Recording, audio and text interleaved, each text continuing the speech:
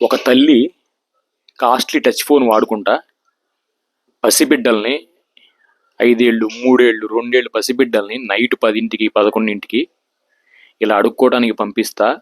దాంతోపాటు వాళ్ళ తండ్రి, వాళ్ళ అమ్మమ్మ వాళ్ళందరూ కూడా పక్కన కూర్చొని రోడ్డు మీద జనం ఇచ్చింది తిని ఆ కాగితాలు కూడా అక్కడే పక్కన ఇసిరేస్తా.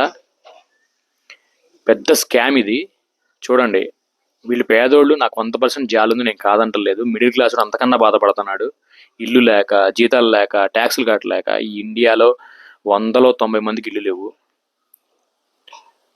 మనం చిన్నప్పుడు గుర్తుంది కదా, మన అమ్మోళ్ళు ఎంత కష్టం ఉండి కూడా మనం ఎలా పెంచారో.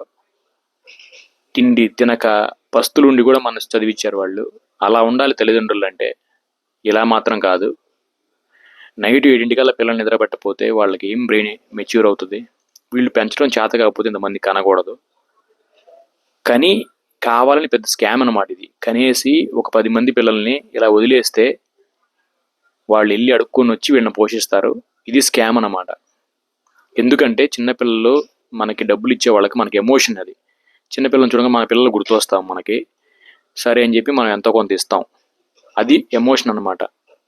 ఈ పిల్లలు ఇలా పెరగడం వల్ల సమాజానికి చాలా డేంజర్. వీడియో చూసేవాళ్ళు ప్రతి ఒక్కళ్ళే ఏంద్ర ఇవన్నీ పెడతాడు అనుకుంటున్నారు కదా.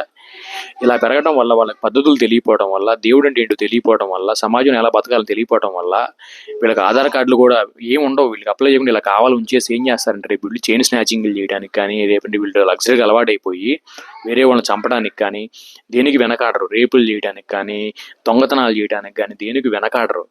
ఇలా అవుతారు సమాజంలో రేపు వీళ్ళు.